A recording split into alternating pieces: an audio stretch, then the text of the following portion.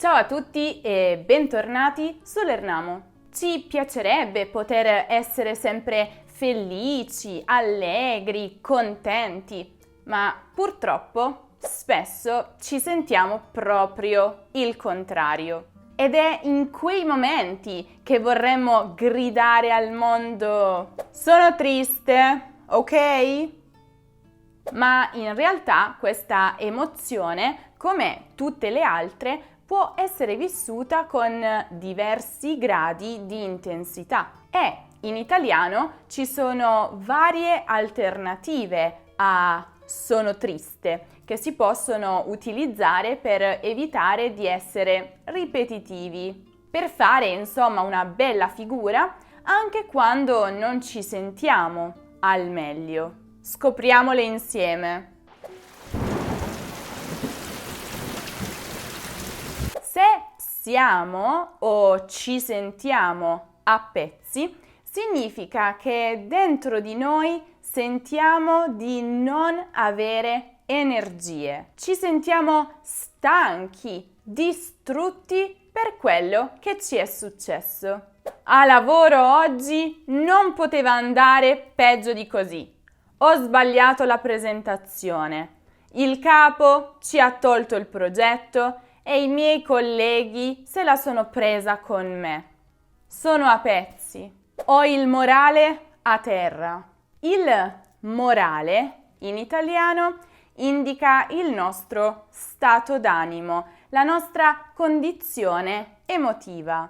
Quando questo è alto, ci sentiamo felici. Non a caso diciamo risollevare il morale a qualcuno per indicare che aiutiamo quella persona a ritrovare la serenità. Al contrario, quando il morale è basso, ci sentiamo tristi. Se poi il morale è a terra, vuol dire che ci sentiamo veramente tanto tristi. Ieri ho scoperto di non poter più partire per New York e in più ho anche litigato con la mia migliore amica. Ho il morale a terra. Sono di malumore. Questa espressione indica uno stato d'animo più o meno momentaneo, che di solito dura l'arco di una giornata, causato da tristezza, malinconia, scontentezza. Spesso non ne conosciamo neanche il motivo, davvero, soltanto avvertiamo un sentimento un po' spiacevole. Oggi sono proprio di malumore. Sarà la pioggia, sarà il freddo, sarà il fatto che non posso vedere i miei amici, però oggi va così, quindi non parlatemi. Sono giù di corda, giù di morale, giù di tono. Queste espressioni sono tutte molto simili a avere il morale a terra. Una domanda. Capisco essere giù di morale, capisco anche giù di tono, nel senso che il nostro umore ha perso tonalità, quindi è diventato grigio, opaco a causa della tristezza. Ma la corda? Perché la corda?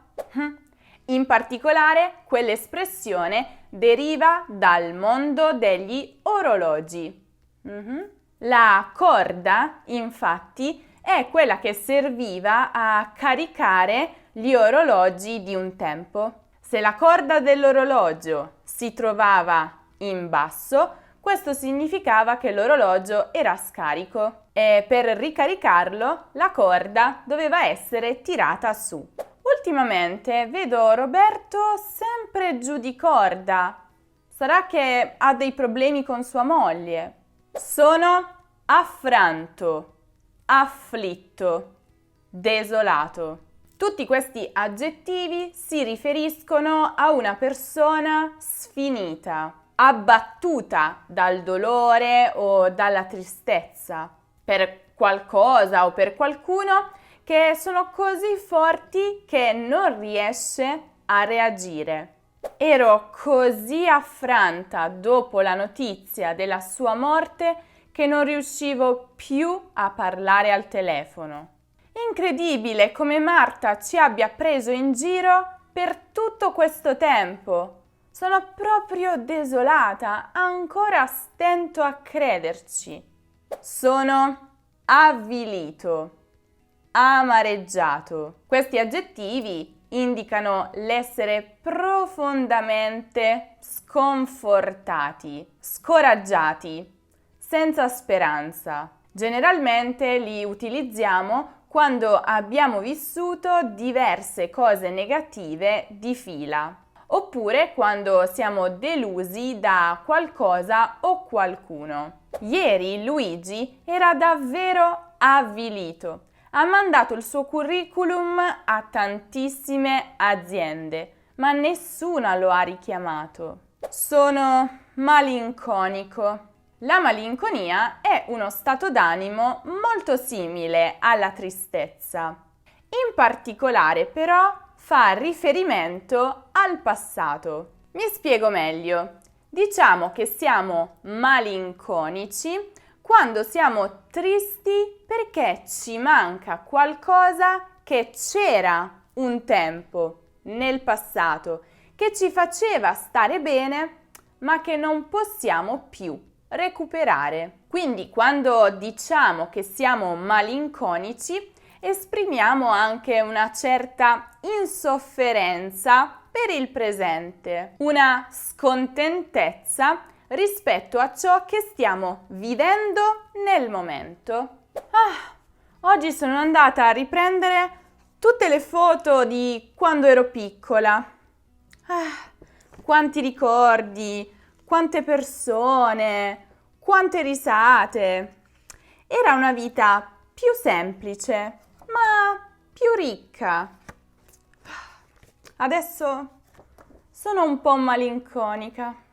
Sono demoralizzato. Quando usare l'aggettivo demoralizzato, invece? Ebbene, lo utilizziamo in particolare quando vogliamo indicare che siamo tristi perché abbiamo perso la fiducia in noi stessi, nelle nostre capacità o anche in qualcun altro, qualcos'altro, perché magari c'è stato un fallimento o un tradimento o una terribile notizia. Insomma, l'idea che vogliamo trasmettere è che non abbiamo più le forze per continuare a lottare. Dopo anni dentro e fuori dagli ospedali, i risultati delle analisi di Silvia ancora non sono buoni. Deve essere piuttosto demoralizzata. Più tardi la chiamo. Ha malincuore. Attenzione a questa espressione perché si utilizza in maniera un po' diversa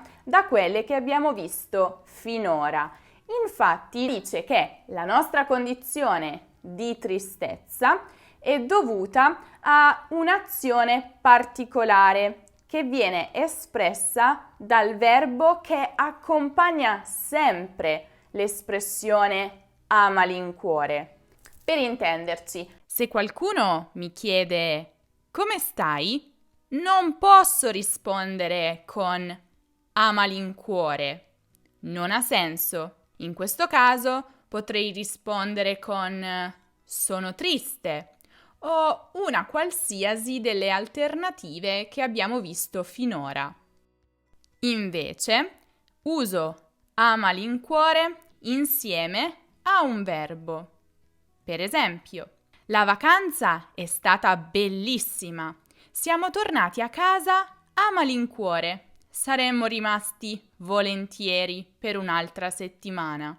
A malincuore, in questo caso, accompagna il verbo tornare e significa che l'azione di tornare rende tristi, ma la facciamo comunque.